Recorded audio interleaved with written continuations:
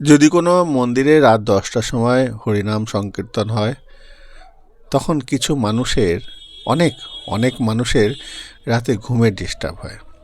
তারা ঘুমাতে পারে না। ওই হরিনামের আওয়াজটা তাদের কানে এত যন্ত্রণা হয়, এত কষ্ট দেয় যে তারা রাতভর ঘুমাতে পারে না। সামনেই ২৫শে ডিসেম্বর আসছে।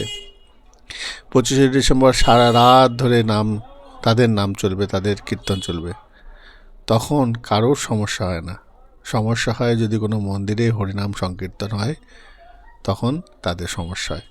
এই যে ২৫শে ডিসেম্বর থেকে জানুয়ারি পর্যন্ত, প্রায় জানুয়ারি পর্যন্তই সারা রাত ধরে পিকনিক হবে, ফিস্টি হবে, খাওয়া দাওয়া হবে, হই হুল্লোড় হবে। তখন কোনো মানুষের সমস্যা হয় না। সমস্যা হয় যখন কোনো মন্দিরে হরিনাম সংকীর্তন হয়। সমস্যা এর থেকে আরও বড় সমস্যা হবে। এখন যে তোরা সারা রাত জেগে পিকনিক করছিস, কে বলতে পারে আগামী দিন তোরা এই পিকনিক করার জন্য তোদেরকে অনুমতি নিতে হবে, তোদেরকে তাদের কাছে গিয়ে বিনতি করতে হবে যে আমরা পিকনিক করব। আবার এও হতে পারে রাত ১০টার সময় আজকে আমাদের যেমন মন্দিরের কীর্তন বন্ধ হয়ে যায়, তেমনি তোদের ওই পিকনিক রাত ১০টার মধ্যে বন্ধ হয়ে যাবে। সেই দিন আসছে।